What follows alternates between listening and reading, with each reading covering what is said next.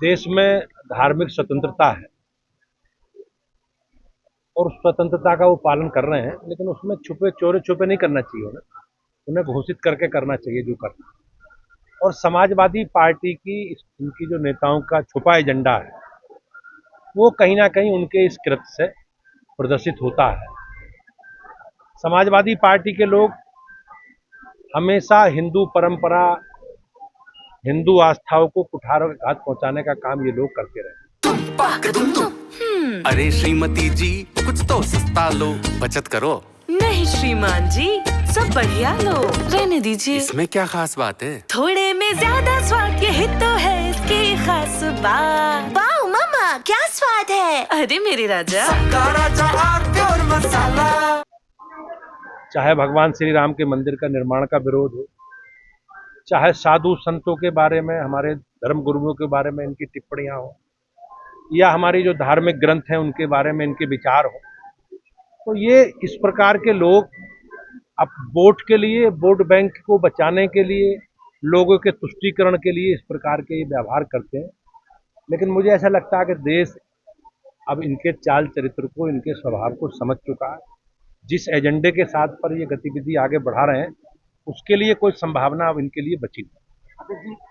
एक दलित सांसद द्वारा इस तरह की बात करना रहा वो समाज, मैंने कहा समाजवादी पार्टी के लोग हमेशा समाज में जाति, भाषा के क्षेत्र के नाम पर ये प्रकार से ये वैमनस्य पैदा करके समाज को तोड़कर राजनीति करते रहे।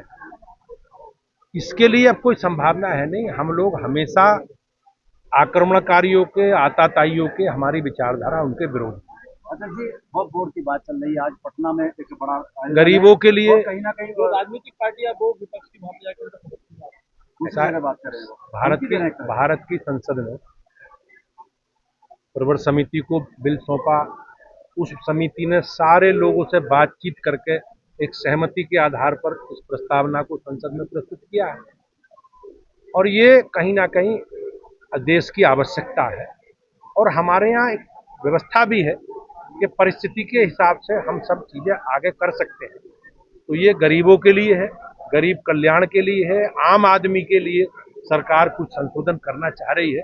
और मुझे विश्वास है कि देश की जनता इस प्रकार से नकारात्मक काम करने वाले लोगों के साथ है। अखिलेश यादव ने खुल के कह दिया है कि मैं जो हूँ वो वक्फ बोर्ड का विरोध करूंगा। मैंने कहा नहीं, उसमें उनके कहीं ना कहीं ये वोट बैंक की राजनीति है। इस प्रकार से ये लोग विकास विरोधी हैं और समाज के कमजोर तबकों का, सबका, देश की मुख्य की विकास धारा में सब लोग जुड़े।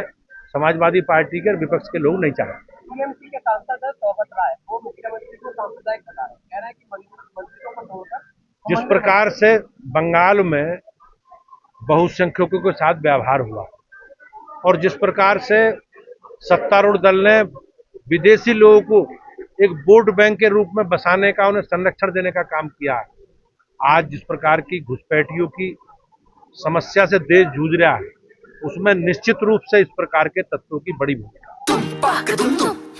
अरे श्रीमती जी, कुछ तो सस्ता लो, बचत करो।